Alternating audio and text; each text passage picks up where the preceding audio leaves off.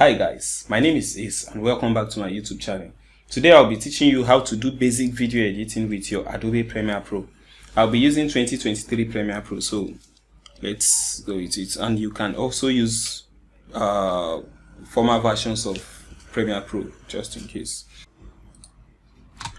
So I have my interface here. First thing you should do is go to File, Create New, then New Sequence. Go to your sequence presets, select your digital SLR, then 1080p for 25 frames per second, and then OK. So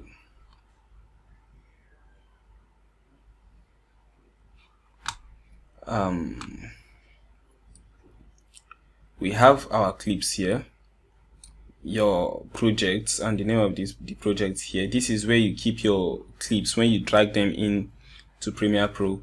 We have our source here. That's where you select which part of your clips you actually want to edit. So double click on your clip this way and you can preview it from this point. You can play your clip. And let's assume I want to use the clip from this point. You just need to press I and it automatically selects all other parts of the clip. Then you can keep playing or easily drag your play bar to the point where you want the clip to stop and press O.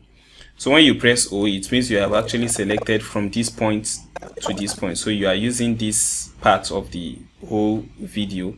Next thing you need to do is to drag your video from this point to your timeline. Now, one thing is that if you are using this video together with the audio that came with it, you drag your video from this image, you drag it this way all the way to your timeline, and then select Keep Existing Settings. So we have our video here and we have our audio here. We always have our audio below this thick line and then our videos above. So now we dragged from this point here and that's why we have our video together with the audio. Now let me delete this and drag in just the video. So if you are dragging in only the video, you can see the video icon here, drag video only, and you can see the audio icon here, drag audio only. That is if you want to use only the audio that came with this clip and not using the video. So in this case we are using the video only, so drag video only, and now Keep Existing Settings, and we have our video in the timeline here. So you can still use other, if you are planning to use other parts of this clip, you can easily select from, let's say I'm using from this point, press I and then drag to the point where you want it to end or play, pause, then press O. So when you press O, it means you have selected from this point to this point, so you can drag only the video here. So let's select another video, double click and you have your preview here. Let's start from these points. I play, pause, then O. We drag only the video. Let's find another point of this video. Okay, from these points now, I play, pause, then press O, which means we have selected from this point to this point. So drag video only. I think I still have one more clip left. Yeah, double click. So we are from this point, press I,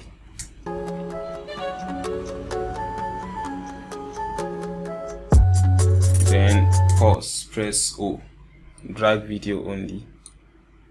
So we now have only videos here. When you play, you will not hear anything because there is no audio in our timeline yet. We have to bring in our audio, so that means we are actually using the audio together with these clips.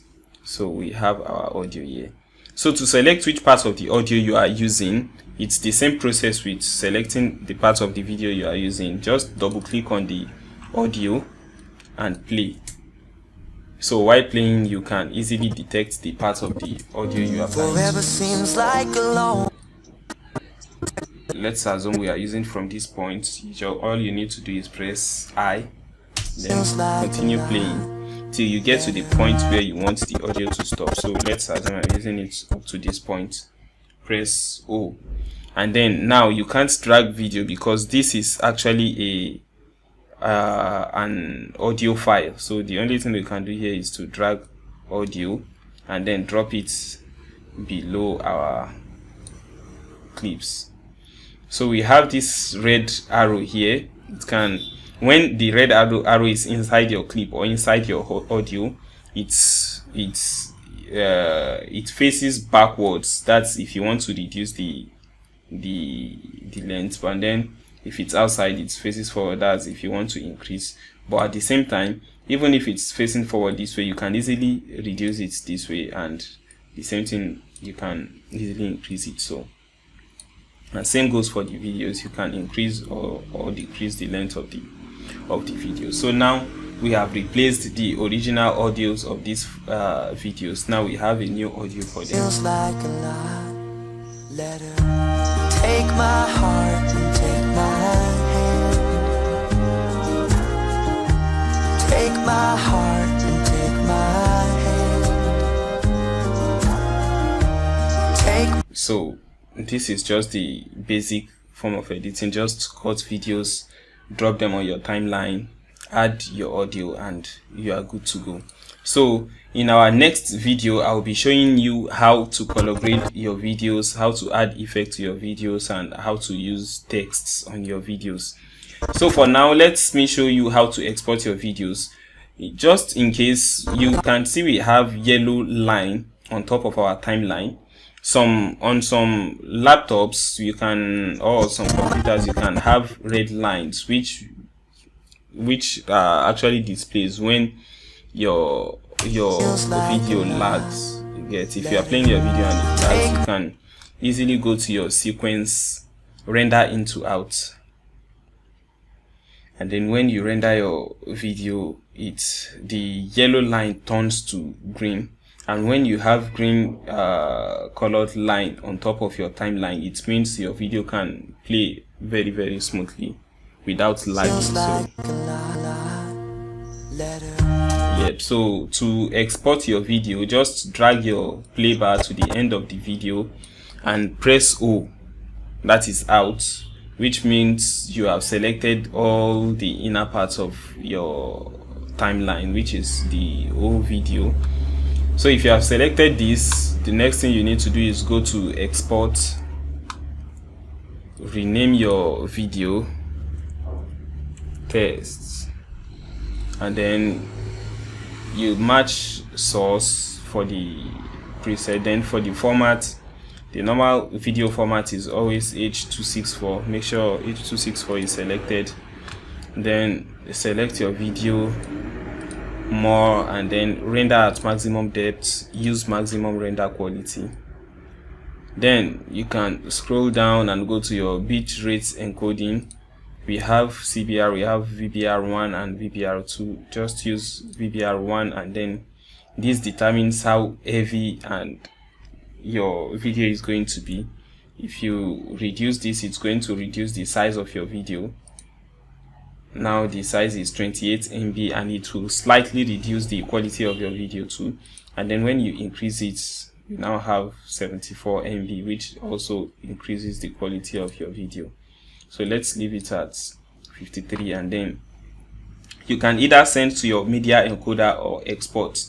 If you are using Premiere Pro, it's always advisable to have media encoder installed on your computer, so you can use the media encoder to export your videos from Premiere Pro. You can easily use media encoder to compress your videos without losing much quality. And media encoder is actually faster than Premiere Pro when it comes to exporting videos. So if you don't have media encoder, you can easily click on export and export directly with your Premiere Pro. So I have media encoder, and I'll be sending to media encoder. So when you send to media encoder, it automatically opens the media encoder together with the video file you are about to export.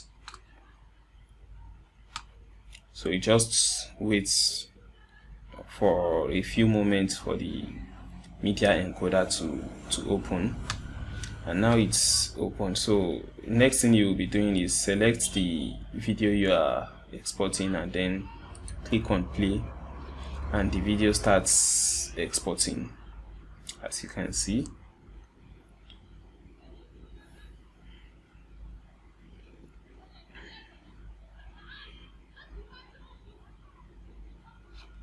Yeah, and that's all. The video has finished exporting. So we have our, let me preview the videos.